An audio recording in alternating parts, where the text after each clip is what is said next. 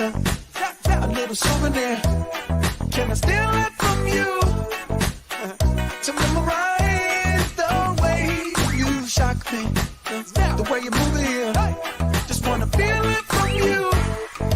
Hey, woo. Don't be afraid to catch feels.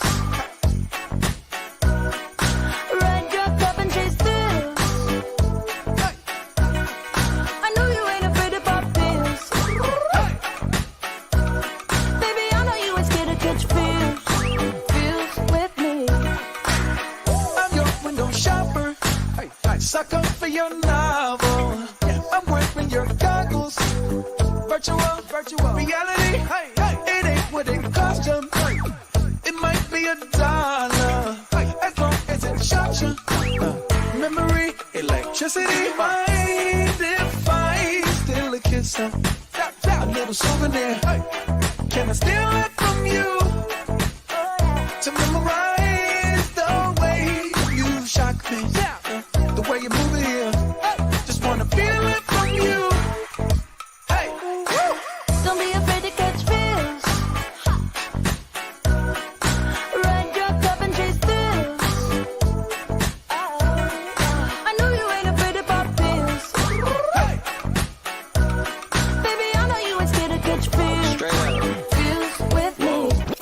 Goddamn, I know you love to make an entrance. Do you like getting paid or getting paid attention? You mix the wrong guys with the right intentions. In the same bed, but it still feel long distance. You're looking for a little more consistency. But when you stop looking, you gon' find what's meant to be.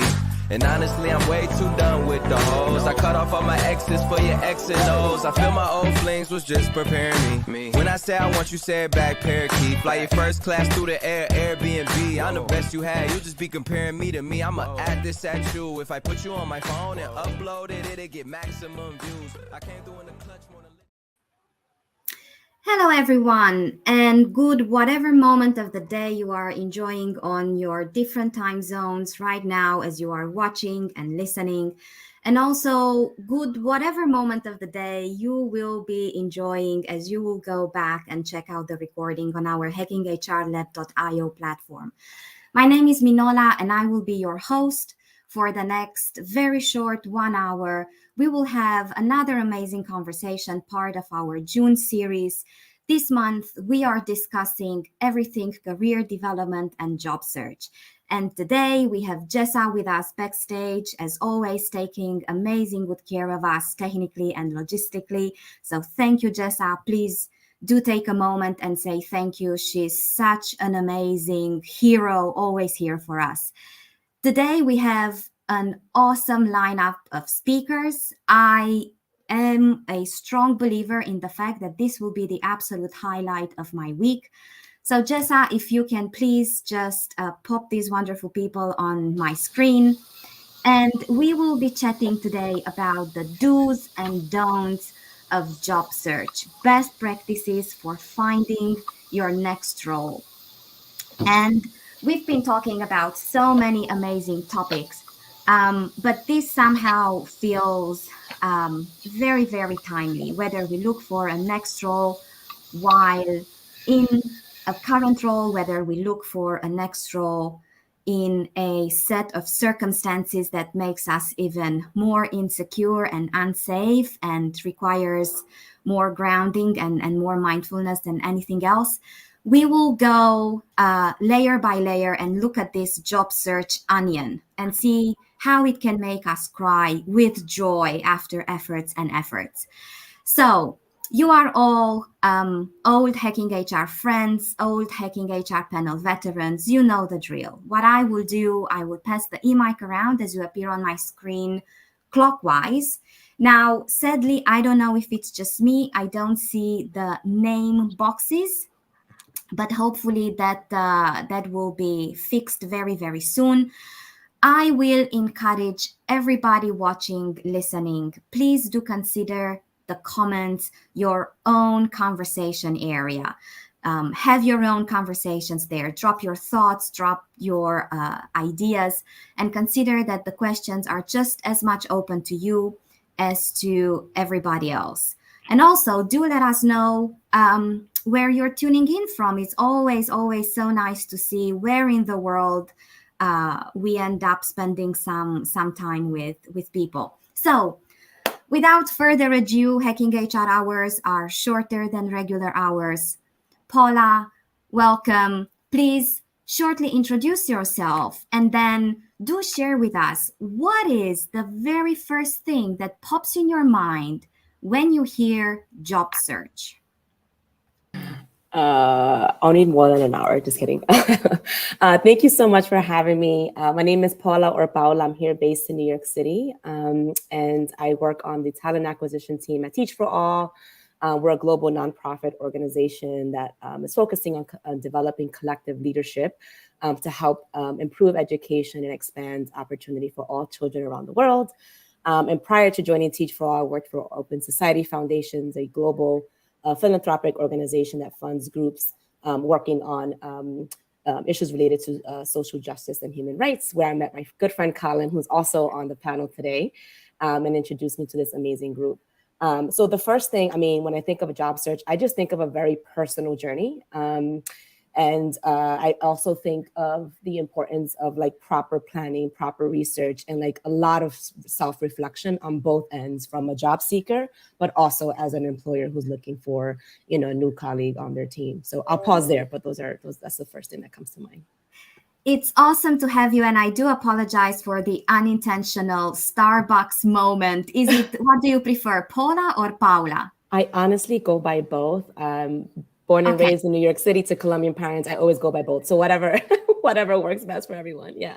Thank you for the flexibility. Cassandra, so good to see you again. It's been a while. It has been a while. So good to see you and be accompanied by these HR greats. Hello, everyone. My name is Cassandra Rose. I am the head of people at Fringe, the world's first marketplace, benefits marketplace.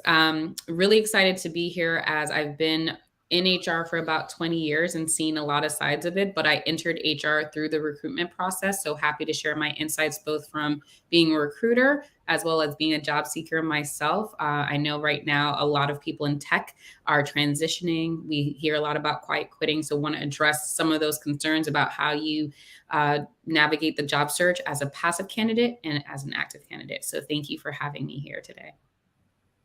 Thank you. Jessica, welcome. Hello, everybody. Good morning, good afternoon, good evening, depending on where you are in the world. My name is Jessica Siegel, and I am based in Atlanta, Georgia. I have always been in the learning and development, talent management space between nonprofit, higher ed, and the past few years in tech. And even though I've focused more in the L&D and talent management space, I've always been a recruiter as a hobby and helped lots of folks with their job search. I do think it is one of the most important and critical and taxing things that a person can do. So last year I helped 14 people find jobs, and this year I don't know what my number will be, but we're working on it. Oh, I don't get paid. It's a hobby. Some people do yoga. I recruit as a hobby. So I am full-time on the job market after being right on trend and being impacted by tech layoffs earlier this year. So in addition to running Job Search Group and helping people in transition, I am also at the moment navigating my own search as well. Thank you so very much. And I don't know if it's just me, but your connection comes with a bit of a hush in the background. Okay. So maybe we can do a quick troubleshooting. Okay. Colin. Let me see what I can do. Colin, welcome. Good to see you in this lineup. It's great to be part of this lineup. It's good to see you. I'm Colin Minty. I am the co-founder and principal of a consultancy called Going Beyond the Work that's focused on building culture, community, and strengthening engagement. Formerly the Chief People Officer at Human Rights Watch, and as Colin mentioned, prior to that, part of the HR team at Open Society. When I think of the job search, I think about the complexity of repetition, right? Having to continuously talk about yourself and sell yourself and your contributions, which some folks are good at, but many HR folks who sort of delight in the work and not the praise, it's a very difficult thing to do. And so I just think about the strength and the resolve and the resilience to bounce back from setbacks, from no and no thank yous, and really centering who you are in the world, and what you want to contribute to it as a means to really making advancements in terms of your career progression. And I want to quickly just hold up the selflessness of Jessica, who is recruiting as a hobby for others, at the same time that she's looking for work herself. And so it is it's a difficult market out there, and I'm hoping that our time together will help and support people in finding the right next opportunity for them. Thank you so much. And last but not least, Robin, good to have you today. Thanks, Manola. It's nice to see you again. Thanks for being here, all of you wonderful audience and HR peers. I am so excited every time I think about this topic. I am the Chief People and DEI Officer for the Natural Resources Defense Council, NRDC. We're a leading nonprofit environmental institution. And to me, job search is about opportunity. It can be daunting. It can be bittersweet when you get that rejection, but know that it's probably not the right role for you and you're on to the next, But I really also think not just opportunity, but it's about knowing yourself, knowing what meaningful work and meaningful purpose means to you, and the level of resilience, as Colin said, the level of understanding where you want to be and what brings you joy, and what aligns to your core values, and if that's resonating with the institution. So it's opportunity. It depends on how we look at it, right? Despite all the rejections. Thank you all. A lot of conversation candies dropped in this round of introductions alone, and I will come collect as we move through our time together. But I was thinking to say, let's start at the beginning, but this is such a complex, such a sophisticated journey. And maybe we become aware of it when we are already a few stages into it. So it's really difficult to pinpoint the very beginning of the job search journey. But here's the first question. What is the best way, most meaningful way in which someone can prepare to go into a job search? And I would really like to also look whether there are fundamental changes between going into a job search while in transition or going into a job search while still fulfilling an active full-time or some other kind of hybrid role. What I will do, I will just ask Cassandra to lead us into this round of answers, and then everybody consider the unmuting competition officially open. Just jump in and build your own conversation. So Cassandra, please. Manola, you are picking up my vibes. I was like, pick me to go first. So thank you for doing that. I want to start with the tactical things, because a lot of times we talk about really important, getting your mental health ready, right? Because it is a journey of being able to put yourself out there and present yourself in a way. So even preparing for that, but I'm going to leave it to my other pros to speak to that. From a tactical standpoint, from the time I entered the job market, even till now, I make sure that whenever I'm applying for a job, I create a spreadsheet or a Word document, whatever makes sense for you. And I actually list out everything that I apply to. Reason being, I've gotten callbacks about jobs I applied to that I forgot that I did. So I'm like, yeah, this is great. What? Hold on one second as I quickly look at what I applied to. So just creating a tracking system for yourself, because we know sometimes it is a numbers game. You do need to go through a number of job applications to even get into that first round of interviews. So make sure that you're keeping yourself organized in that way. Second, prioritize the ones that you really are excited about. Where do you see a lot of feedback? Because one of the questions that I see that people ask themselves is, as they're going to the next opportunity, what do I truly want to do? Do I just want to do this job somewhere else? Or are there other components of my skill sets that I want to flex and be able to go into? So when you're applying for jobs, if you tend to get more hits, if you're getting more interviews in a certain component or job title, make sure you're tracking that, because maybe that's what's resonating in the marketplace for you. If it's not the job that you want, this is a great time to reevaluate your resume, because your resume is messaging what they're saying they want you to be hired for. So a lot of times we're getting data and we just don't realize what it is because we haven't actually just had a place to store it all together. So that would be one. My second point would be around interview skills. So when you're thinking about what should I say, make sure you have a script. Some people think that it feels inauthentic to be reading off of things, but honestly, I barely remember what I ate for dinner. So I can imagine sometimes it may be hard to think about all the accomplishments you've had throughout your entire tenure at your last job, let alone over a career, right? So make sure that you're writing these things down, and feel free to put Post-its around your laptop. Feel free to have a notebook in front of you. I know as a recruiter, I've really enjoyed when people shared stories with me of their success, right? You shouldn't sound like your resume and your bullet point. Tell me about that time that you had a challenging manager and how you overcame that. I want to hear how you think about these things. So just make sure that you have a list of accomplishments. And then the last piece that I would say from a tactical standpoint, have thank you notes at the ready. If you want to write something down personally, kudos to you. I hope you have amazing penmanship at the address. But in this digital age, it's very cool to be able just to send a quick email. Make sure you take 1 or 2 notes from the interview itself, so that way it's relevant. You shouldn't feel like you're writing an essay or a thesis when you're sending your thank you note. They can be short and sweet. But as long as you're sending like one thing that stood out to you in it, I feel like that's enough personalization to make sure that you're creating another touch point for someone to get back to you. So those are my top 3. Thank you, Cassandra. Let's see who jumps in, because there's. Oh, Please, I love Robin. what Cassandra said. I couldn't agree more. I particularly on the second, I think we, to your point, Cassandra, we sound so inauthentic if we have talking points or Post-its, but when you're talking about a numbers game and you're doing various interviews, first of all, I'm a fan of go and interview. It allows you to flex your skill set in interview.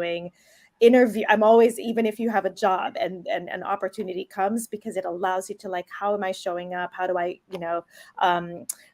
toot my horn, right? And sell myself. And so I'm always go for it. Go, even if it's something that it's not where you want to be. But on the talking points, it's so important because you also want to tailor it to the audience, to the organization. When you sound so broad and you're speaking from a script that, and you're using it for one job to another, which I've seen where people call it, so it's very textbook, then it doesn't resonate with the people, with the institution that you're interviewing with. So an add-on to that talking points is to have it ready, is to make sure you're resonating with the place that you see yourself in. Sorry, can I just jump in? Of course. Just to kind of really emphasize it, Robin, I loved your point earlier on in your introduction about like taking the time to know yourself. And to help with some of these talking points, something that I have always, suggest to my friends and people who are out there looking for work is to really, really spend the time to reflect and know yourself. Like, yes, create a document and note your key accomplishments and achievements. Do a very deep reflection on think of the pivotal moments in your career when you thrived the most. What did the organizational culture, what did your team look like? What mindsets were you surrounded by? What roles did you play when working with teams? Were you the planner? Were you the one setting the strategy? Were you the executor? Were you the unifier? And what did you enjoy most? Also document your challenges, your mistakes, and your failures, and what you learned from them. And how did they inform your ways of working going forward? How did you overcome those challenges? So basically what you're doing here by having taken the time to reflect on this, that'll help you for these talking points, is that you're identifying some of your own achiever patterns, and being clear on that will only help you along the way as you present yourself in different spaces, whether it's in interviews, informational conversations, or in other spaces. Also research your industry. Where do you see the industry going in 2 to 5 years from now? What are some organizations? Who's doing amazing work in your field? What professional organizations and networks exist that are, working on similar roles as you? Identify areas where you could excel and areas where you can further develop. And yeah, just again, doing that work, because it will, these are questions that will come up in interviews. And as you craft applications, and just being very clear on these different buckets, I think it only help, make those conversations even be more authentic. Thank you. So there's a bee that's trying to join the broadcast uninvited, but I would say, I'm starting at the very, very, very beginning. I think that people really underestimate the value of a job description, and whether you are still in a role, whether you are not working and looking for an opportunity, the sense of urgency might be different, but I think that the process is still the same, right?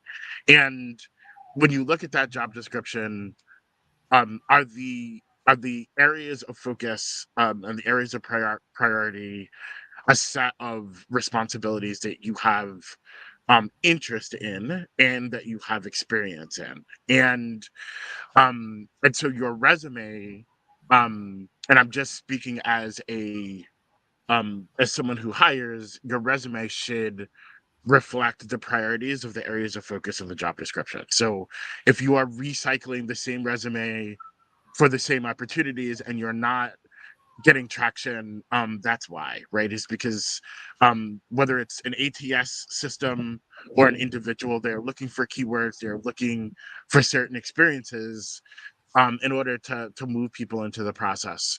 So really do the research in knowing and understanding the role, and making sure that your cover letter and your resume and your thank you notes and your conversations reinforce the priorities that the organization is looking for. And you know what those priorities are when you get to the interview level, because they're not asking you questions about labor because they're interested in getting to know one aspect. It's probably because they've had a bad experience with labor, or they're in a moment where they're negotiating a contract and they want someone who can actually come and lead that work. So really hone in on not what you did, but how you did it, right? And how it was successful. Did it save money? Did it save time? Did it create opportunities for more seamless workflows? So someone said earlier, I think it was Cassandra, don't make your presentation and the sale of yourself mirror your resume, right? Really bring life to some of those experiences so that the recruiter can envision what it would be like to have you as a colleague. And then that's the last point is it surprises me sometimes how people show up to interviews and conversations with low energy, right? And I know that it's hard. People are like, it's summer and the kids are coming. We'll be home all day, and life is challenging, and we're balancing a lot of things. But get a good night's rest. Wake up, put on your favorite playlist. If it's not Streisand, maybe it's SWV to get yourself a little pumped up, and show up into that space like really owning it and bringing forth an energy that that that broadcasts that you're not only ready, but that you are engaged and you're excited, because people hire people that they want to work with, and not having the right energy and the right positioning in those conversations sometimes impedes the desire to want that. So those are a few of suggestions that I would recommend. Thank you. Jessica, my heart goes out to you. It's so difficult to go last in this It conversation. is, after all those pearls of wisdom, and Colin drops Streisand. How do you follow that? So I think the biggest thing, in addition, and I agree with so many of the sentiments that the others have shared, but I really think about when you're going into a job search, whether it's by design, if you're ready to move on, or by default, the rug got pulled out from under you and now you're, on the market full time. It's a team sport. Job search really is a team sport. And there's so many cliche things I could say of your network is your net worth. But when it comes to your job search, it really truly is. So at the beginning, once you have, as Paula was saying, really getting clarity on what skill sets you have, what kind of organizations and roles that you want to target, figuring out how you engage your network in your job search, because your network is multiplied exponentially by the networks of every single person you know. And right now, with the candidate market being flooded, there was one role I applied for that I made it to the final round that had over 4,700 applicants, which is insane. But if you are not networking your way in, you are not going to get looked at unless you have the most impressive resume, background, relevant experience there is. So the importance of networking and having somebody pull your resume on top of the pile it's not important right now. It is critical. You will not get an interview. You will not get a screen. You will not have anybody give you the time of day in most scenarios unless you're networking your way in. The other thing that I recommend, which has really, kept me sane and really gotten great leads and been able to support each other, is building a great network of other job seekers around me. So there are so many leads that have come across my way, or for the job search group I run, that they came across other people's desks, but they're not right for them because of, the roles and responsibilities, or maybe it's location dependent or whatever it is. But if I have a lead and I have a connection to a recruiter or a hiring manager and it's not right for me, it brings me immense joy to be able to pass it along and say, you know what, this isn't right for me, or actually, I think this would be a better fit for you, and make those warm connections. So I think in the era of so many people unexpectedly being in the market, treating your job search like a team sport and really surrounding yourself with people to help be your eyes and ears, to connect with great companies, good leads, whatever it might be, is the most important and critical thing that job seekers can be doing right now. Mm.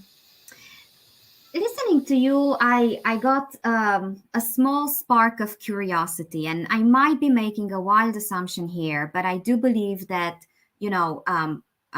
there's a big chunk of HR people watching us or listening to us right now. And I was wondering, is job search for HR professionals different in any way from a job search by people from other functions? How big is, how helpful or how sometimes unhelpful can be wearing the HR hat and the HR experience while job searching? And I will just leave this here, and whoever feels the inspiration coming, please grab the question and run with it. I'll run with it, Manola. So that is a fantastic question, because you would assume that HR people, we are shoo-ins for job interviews, right? Like, we know all the secrets, we we know all the right words to say.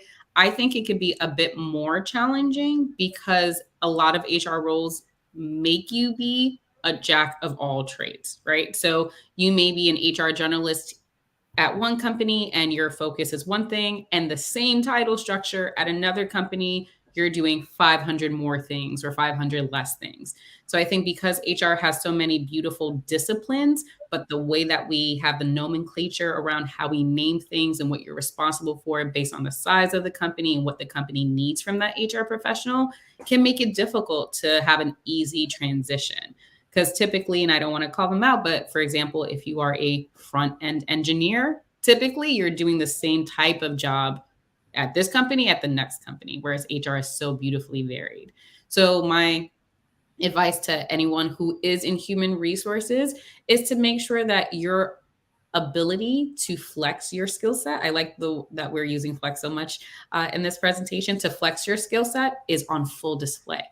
If you're applying for something, Colin made a really good point. Make sure you fully understand the organization that you're looking into. It's very easy to just kind of like, I just need to get a job, so I'm going to apply, and I understand that because I don't know your bank account and I don't know your situation. So I want to make sure that you have urgency and the right amount of urgency. But one thing that's been my North Star is making sure you have a non-negotiable list, because that will help you to make a really good decision. I've seen so many people rush into a job, hate it, be near tears like a month or 2 months in, and regret not taking just a little bit more time to qualify the position, right? You're not just being qualified, you're qualifying them as well. So a few non-negotiables for me is one, I shouldn't have to take 5 modes of transportation to show up to my job.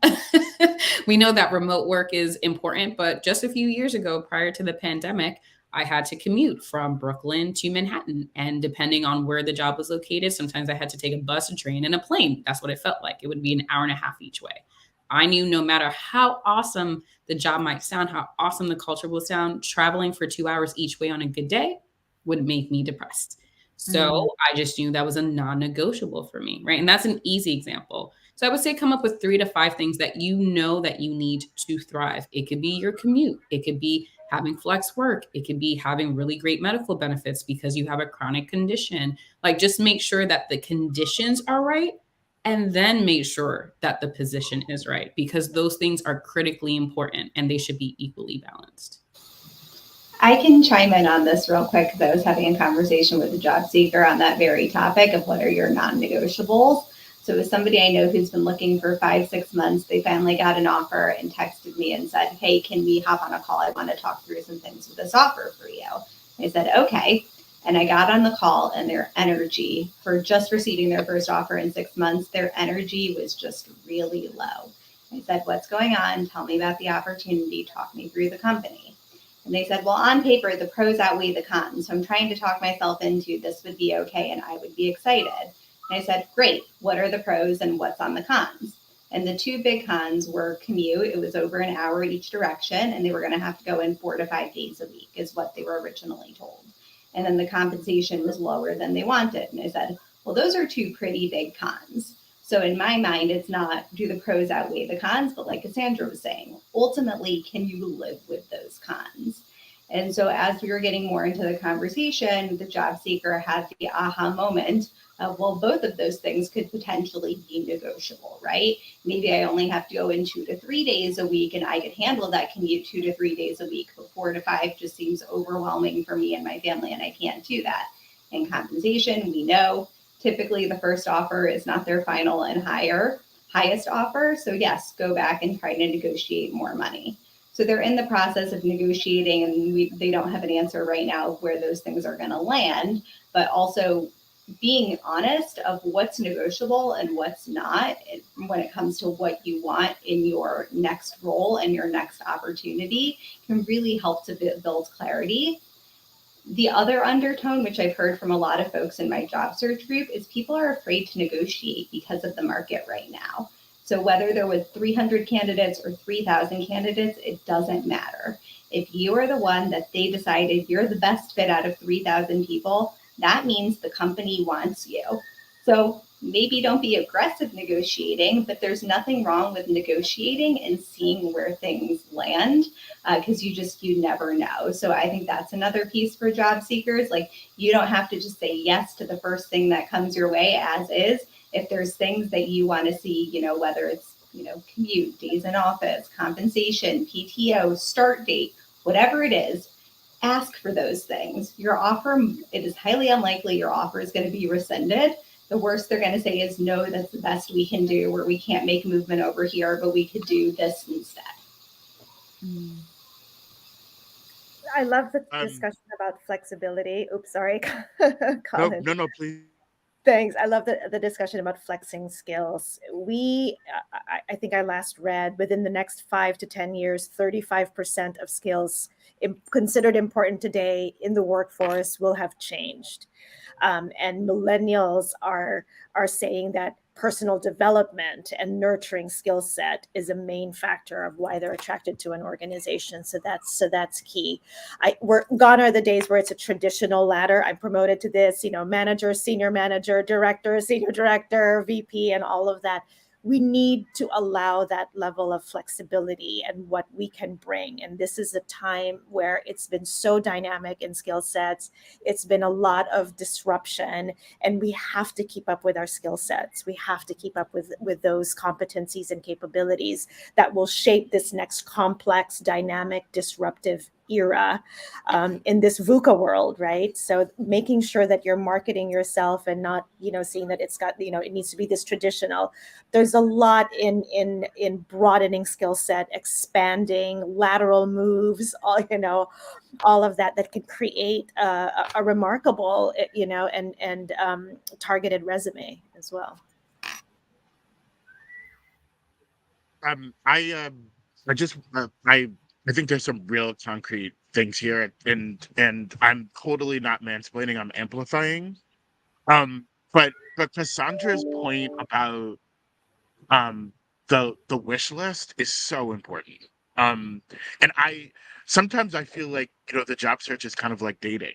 And I think you've got to like establish a set of parameters up front about what are the things that are going to make me happy, what are the things that I want to avoid, what about myself and past experiences that I want to replicate, and what are those things that I want to eradicate. And if you're at a point where you're going through an exhaustive, comprehensive interview process and you get to a place where Jessica's mentee got, where they got an offer, they weren't excited about it, that is an indication that job is not right for you. And as Robin mentioned as we were opening, if that's not the right door, another door will open. And you need to be honest with yourself about what are the things you need in order to be excited to walk through that door. So I just want to really applaud and support the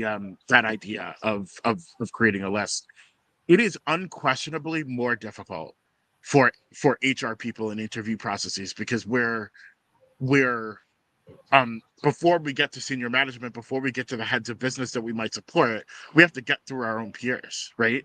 And because we're in the field and on the front lines, we know the difference between butter and margarine, right? And so I think the challenge in making an impression, in and really talking about and selling our skills and experiences is much more difficult than when you're talking to someone across the conference room table or across Zoom or Teams that's actually been in those spaces. And so it's a lot easier to assess. It's also, unfortunately, I think, a lot easier to judge. So you have to really, if you're an HR person looking, I think you have to really be prepared. You have to be really sure, and you have to be really poised and positioned to be able to, and there's an airplane. You have to be really positioned to sell that because of me, and because of my contributions in my last space, I was able to accomplish X, Y, and Z, and I can translate these successes into your environment. I think that's also really important. I hope that was a good sign that whoever is now on a job search, their process will just take off and they will smooth fly into an amazing role. So, Paula, I think we didn't hear from you on this round. No, I just resonate with so much of what others said on that topic. Yes, it is. I mean, I just found, I just started working with Teach For All just a year ago. So I was on the other side of the seat just less than a year ago. And it did feel more difficult, right? Because as a recruiter, there's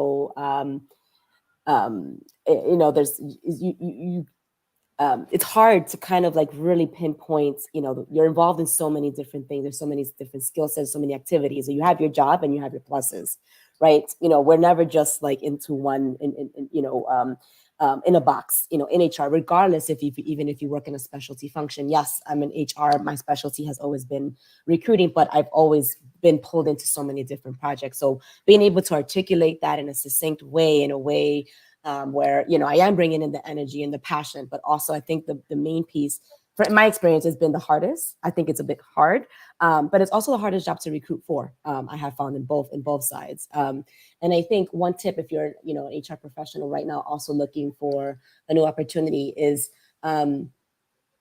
being like really taking the time to understand the culture of the organization, the ways of working, how decisions are made, really understanding that like as much as you can, and kind of speaking to your experiences and tailoring, finding those commonalities within your past experiences in terms of like the people you worked with, who you've had to influence, the impact that you've made. If you've developed or improved a policy or service from scratch to help improve the employee experience, like those are the types of things that, employers will get really excited about, is like, how have you changed the ways? How have you improved the employee experience, regardless of your your function? Really thinking about those things and reflecting on those and shining that through, making sure that shines through in your conversations, I think will be really important. I realize that we're already almost 10 minutes into the second half of our time today. I told you Hacking HR Hours feel way too short. And I would just like to take a few seconds to welcome everyone who joined us a little bit late. And, if you feel that you missed out on an amazing part of the conversation, yes, you're right, you did. But you can find the recording on our platform. So you can go there and check it. And I heard all of you mention this at least a couple of times. How can we make sure that we turn the interview from a one-way questioning into a balanced conversation? How can we make sure that we also ask questions?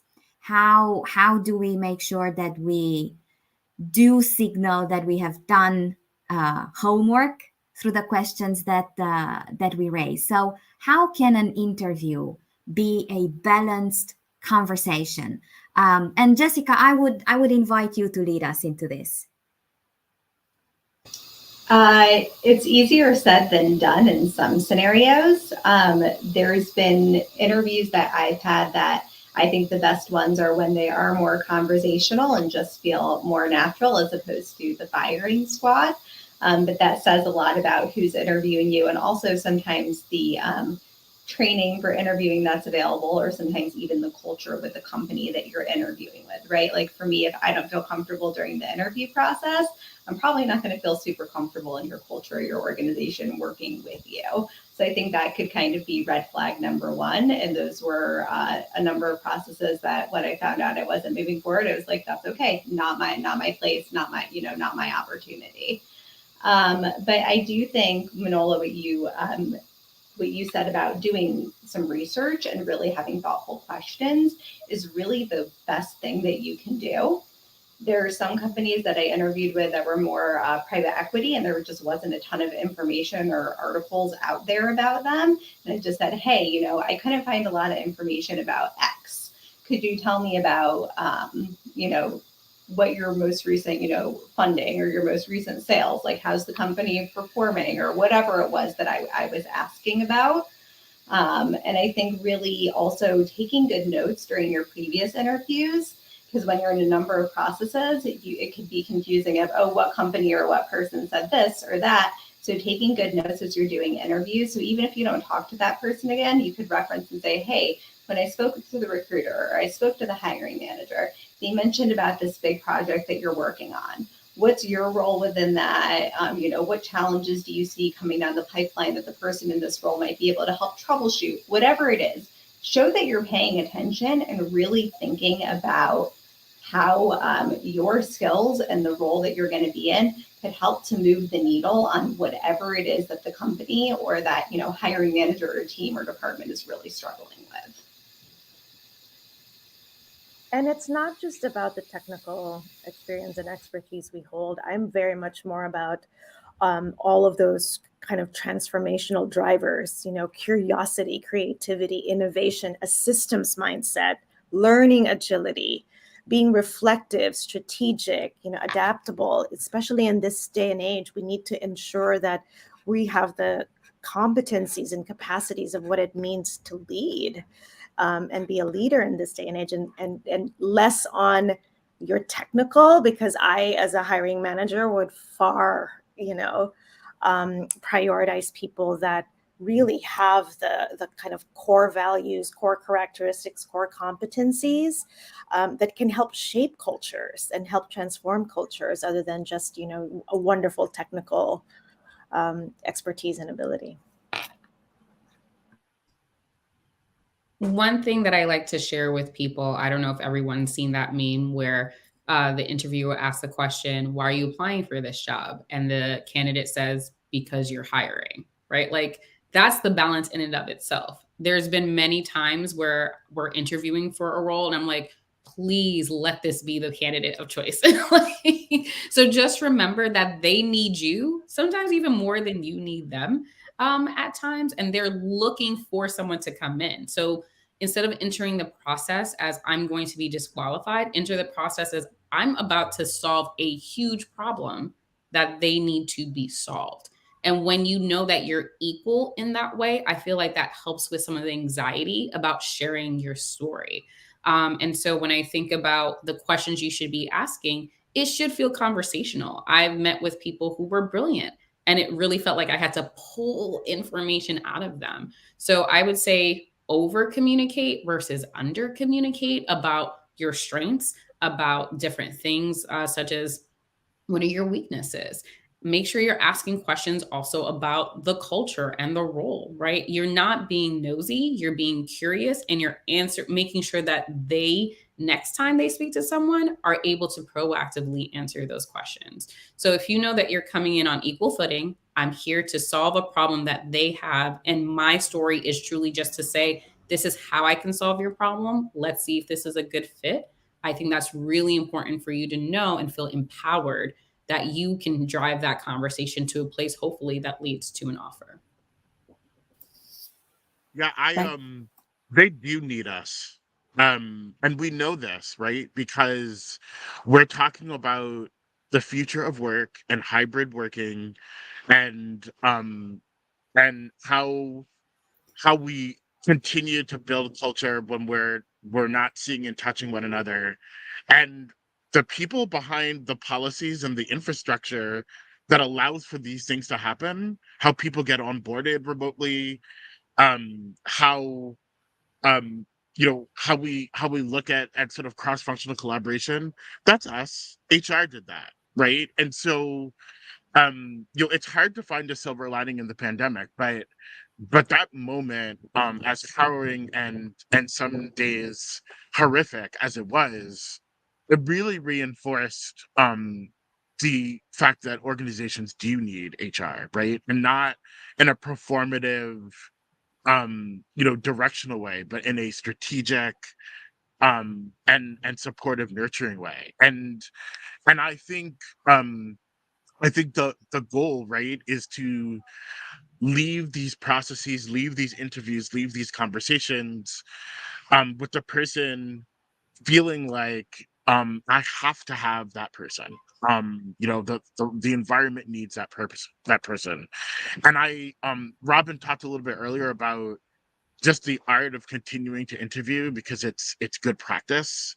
It's also sometimes, I didn't know that I wanted to work at Human Rights Watch when I started interviewing, but it was because I met so many wonderful people and had so many great conversations that really cemented my desire to even leave where I was and go somewhere else. I think first of all, we have to train ourselves to believe and understand that we deserve that, right? And that they need us. And it may be a difficult moment, particularly for HR folks in technology, but the universe, I think, has a way of of sort of recognizing that sometimes things don't come when they want it, but it does eventually come on time. And then the other thing is, you know, I'm a little obsessed with LinkedIn, and I think people are trying to talk to me about it.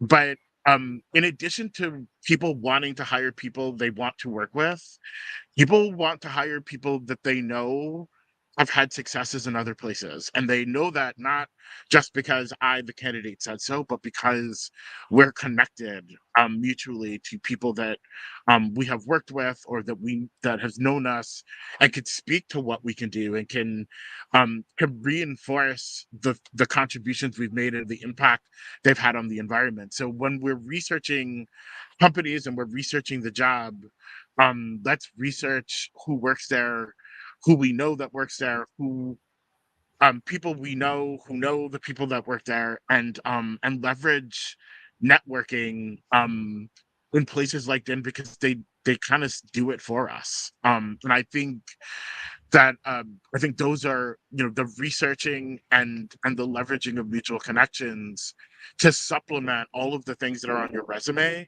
and all of the things that you talk about in those conversations. It's a great way, I think, to set yourself up for success in the job search process. If there's time to add just two more points, if that's okay. One big piece of advice, if you're in an interview conversation, I always, especially if you're applying for a job externally or even a job within your current organization, like, try not to leave any room for assumptions, and pay attention to not only what they're asking, but also pay attention to what they're not asking you. So, for example, if you go into an interview and you know that there's like maybe one or two key requirements, right, that you don't necessarily meet just yet, don't go in hoping and praying that they don't ask you about that, because trust me, they are aware. Instead, I would address that like head on, like, hey, I have this, these are the areas that I need to work on, but I have energy to learn this, and upskill myself in X, Y, and Z. I'm already engaging in this, with this network to help me fill those gaps. So be transparent about the areas that you may not be necessarily hitting the mark on, especially if they're not directly asking you. So offer that information upfront. In terms of like getting a sense of the organizational culture, I would advise folks to be more specific.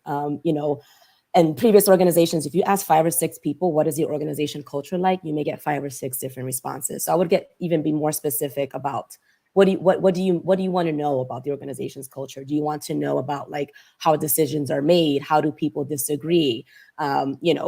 Maybe ask a question around like the folks who have been promoted over the last 5 years. Like, what are some key traits or characteristics? What does the organization value most? So just being more specific when asking about an organization's culture. How do they, foster professional developments? All these, just be a little bit more specific when asking questions around that. And I'll stop there. You mentioned quite early on in our conversation, if my memory serves me right, that job search is a team sport. Yeah. And we talked about other job seekers. We talked about our community and network. We talked about our colleagues. We talked about recruiters. But I would really like to take the last 10 minutes and talk about oftentimes the unsung heroes of getting us through the job search. And those are our closed ones, our loved ones. And I would like to close this conversation with expanding the title from the do's and don'ts of job searching, best practices for finding your next role, to the do's and don'ts of job searching, the best practices of being there for someone searching for their next role. I will just give you a few seconds to think about how can we be there for someone who's navigating this extremely challenging, soul-searching, potentially soul-nourishing too journey, and take it from there. I can go first. One of the things that I always share with people when they're in their job search is make sure you prioritize rest. So many times we're thinking about, we need to be productive. If I'm not awake every minute, if I'm not responding to everything within 5 seconds of when it comes into my inbox, I may be losing out on the job opportunity. Many times this may be your only time in life where you don't have emails chasing you forever, right? Even if you have a job secure before you leave your next job and you have a week off, I love that time, because it's like, I don't need to worry about what happened, and I don't yet need to worry about what's to come. So just know that your rest is just as important as your productivity. Make your job search time boxed. So if you're saying, I'm going to make sure for 20 hours a week, I'm applying, I'm responding, I'm doing all of these things, actually put in your calendar, stop job search today. Go for a walk your dog, play with your kids, make a movie, read a book, catch up on Netflix, because you're going to have that balance in that new job. Your new job is waiting for you. Your new coworkers will be waiting for you. All of that is to come. I've never heard someone say, I was on the job market for 40 years, right? That's never happened before. So just know that this time, no matter how long it may feel, and I don't mean to dismiss it, but will be short in aggregate to your whole life. So during it, make sure you prioritize, yes, the work, and yes, the interviewing, and yes, the networking, but make sure you prioritize you as a human being, not a human doing. Make sure you're napping, make sure that you're experiencing joy in those moments. So that way you do have the energy and you do feel refreshed and you can really focus on your non-negotiables because you know what that should feel like. Thank you. Human being, I think we forget to be present, to be there Yeah. for ourselves, to build that resilience. I have to lift up Colin because you model and demonstrate the ability to lift others, especially on LinkedIn. You are you're such a model for really lifting people, connecting. It's like it's less than 6 degrees of separation at this point, right? Someone's connected to someone, and that is remarkable. Just being there for each other and being there to lift each other when it is tough, because as Cassandra says, it's not going to be tough for long, and we need to center ourselves back, ground ourselves back, believe in ourselves, believe we can manifest it, believe that the timing is right, and then continue on. But I do have to lift up Colin. Just you're demonstrating such a role model that we can all be for our loved ones, for people we care about. There's value in this, whatever X times of the degrees of separation that we can connect people on. Thank you, Robin. And thank you, Reverend Cassandra.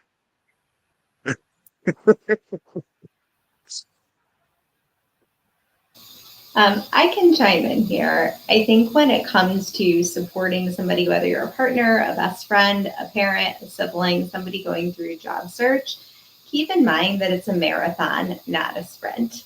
And everybody shows up, right? Like week one, you got the news, the rug was pulled out from under your feet. People are generally responsive and kind and checking in with you a lot that first week, that second week, maybe even that first month. But for so many job seekers, including myself, especially right now with the market conditions, job search really truly is a marathon. And I need just as many people checking in on me, offering to, make an introduction, meet for coffee, go for a walk, whatever it is. I need that in month 4 just as much as I did on day 4. So I think that's the biggest thing is keep in mind of, it's a roller coaster. There's going to be days that are good. There's going to be days and weeks that are bad. It's been feast or famine. There's weeks that I've had, 6, 7, 8 interviews. There's weeks that I'm like, hi, still here, still looking, remember me. So you never know. But really, if you have the mentality, if it is a marathon, not a sprint, there's nothing wrong with checking in of like, oh, I haven't talked to you in a month. Well, great. Let's grab dinner. Let's go see a movie. Let's catch up. Let's talk on the phone. Let's whatever. But it is really, truly a marathon, not a sprint. And job seekers really need to surround themselves with positivity, support, and love the whole way through the process. Can I just say that so this whole round of responses I actually has inspired me, and I'm actually on the panel, so I hope that people who are listening feel similarly. Carrie Fisher once said, because losing your job, getting laid off, being rejected, they're not easy things, and they're typically manifestations of other trauma.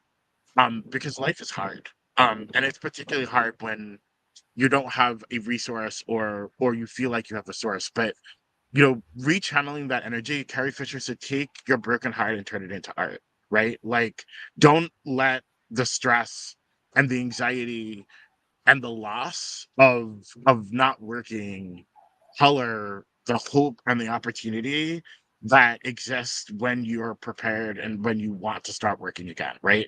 Don't move that old furniture into the new house. And so really clear your mind and heal your heart, and I think that actually helps you present better and helps you be better in the job search process as well.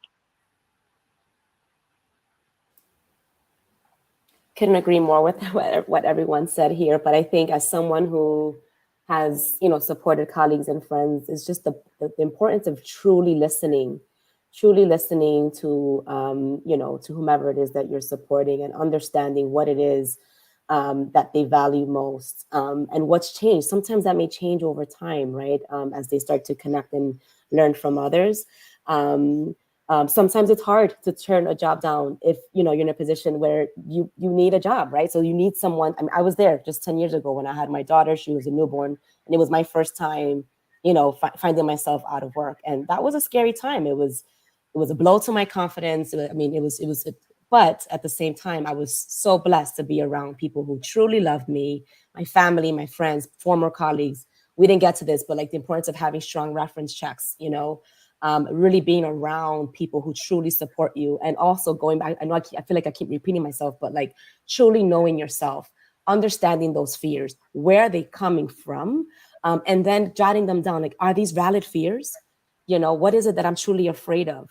Right? Is it, and it's like, is it real? But I have family, but I have this, but I have people who have my back if I'm ever in this, dire situation. So like really leveraging, the people that love you the most, and like truly like, seeking help.